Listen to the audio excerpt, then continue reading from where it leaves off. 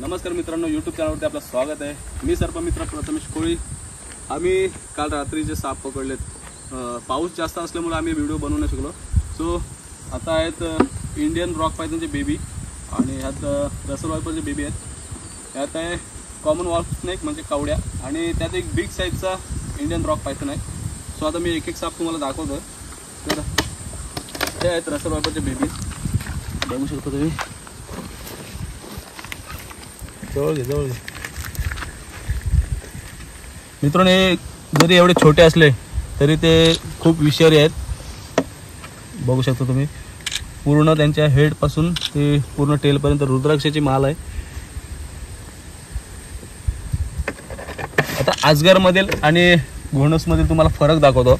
आता माझ्याकडे Indian rock पायथनचे babies आणि पायथनचे बेबीज। आता जो मध्ये येतोय तो एक कुठे गेला? तर यांच्यामध्ये फरक खूप आहे इंडियन रॉक पायथन बेबीमध्ये आणि रसल वायपरच्या बेबीमध्ये। बघू शकता तुम्ही पट्टे कशा प्रकारे आहेत।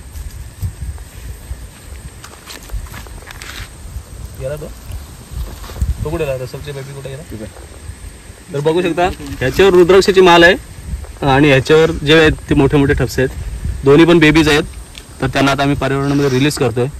यातलं जो रसल वायपर आहे तो विषारी साप आहे आणि हा नॉन वेनमस साप आहे। म्हणजे इंडियन रॉक पायथन हा पूर्णतः बिनविषारी साप आहे।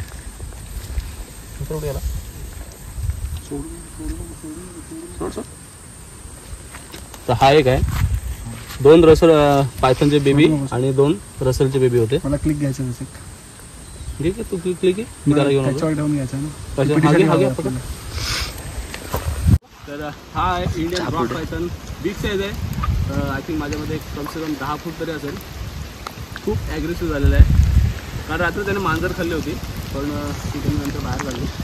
तो बघू शकता तुम्ही इंडियन रॉक पायथन। तर बघू शकता तुम्ही त्याची लांबी। इंडियन रॉक पायथन ॲक्च्युली खूप ॲग्रेसिव्ह आहे साप आणि माझ्यामध्ये एक 10 ते 11 फूट होईल असा।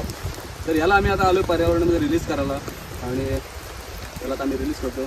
सो बघा त्याच्या बॉडीवरचे ते टप्पे बघा, कारण लोक तर खूप गैरसमज आहे की आजगर आणि घोणसमध्ये। तर तुम्ही बघू शकता पट्टे, बॉडीवरचे जे पट्टे आहेत ते पूर्ण मोठे मोठे पट्टे आहेत आणि रसल वायपरचे जे बॉडीवर पट्टे येतात ते पूर्ण आपला रुद्राक्षाच्या माळीसारखे येतात।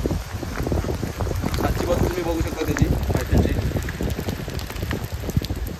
तर पावसाचे दिवस आहेत त्याच्यामुळं पायथन हे आपल्या घराच्या आजूबाजूला निघतातच। तर अशा वेळेस तुम्ही त्यांना मारू नका। एखाद्या सर्पमित्राला कॉल करा, तो त्याला रेस्क्यू करून घेऊन जाईल। तर त्याला आता आम्ही ते सोडतोय।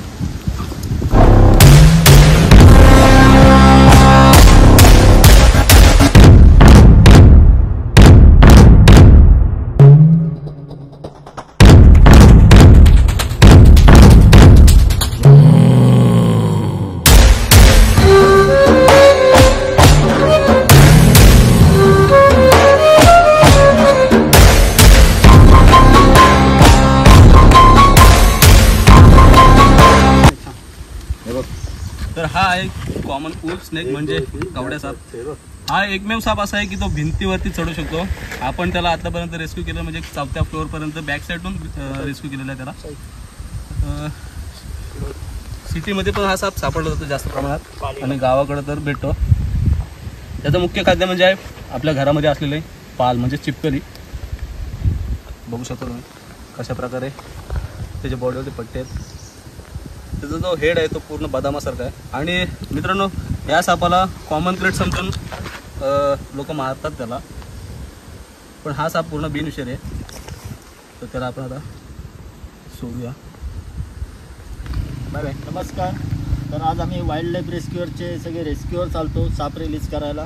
मी दर शनिवार रविवार येतो इकडे सुट्टीला। तर आमच्या टीमचं एक चांगलं आहे एक दरवेळेस आम्हाला सापं भेटतातच आणि आता नवीन खूप पोरं आम्हाला जॉईंट होत आहेत। अजून कोणाला जॉईन व्हायचं असेल तर तुम्ही या सापांची सेवा करा, निसर्गाची सेवा करा। आमच्या यूट्यूब चॅनल आहे, यूट्यूब चॅनलला सबस्क्राईब करा, लाईक करा। अजून कोणाला काय सांगायची असली माहिती तर सांगा। जर नवीन मुलांना जर रोहा तालुक्यात जर नवीन मुलं कोण असतील तर त्यांना ते खरंच जर इच्छुक असतील स्नेक रेस्क्यू किंवा वाईल्ड लाईफवर जे काम करणार असतील त्यांना जर ॲड व्हायचं असेल आमच्या ग्रुपमध्ये तर डिस्क्रिप्शनमध्ये नंबर आहे, माझा आहे, नीरजचा आहे, अनिकेतचा आहे।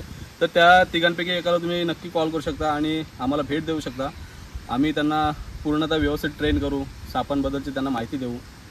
वाईल्ड लाईफ म्हणजे जे प्राणी वगैरे आहेत, मुख्य प्राणी, त्याच्यानंतर पक्षी आहेत, यांच्यावरती आम्ही पूर्ण त्यांना ट्रेनिंग देऊ, त्यांना व्यवस्थित शिकवू आणि जिथे पण आम्ही रेस्क्यूला जाऊ तेव्हा त्यांना सोबत आम्ही घेऊन जाऊ.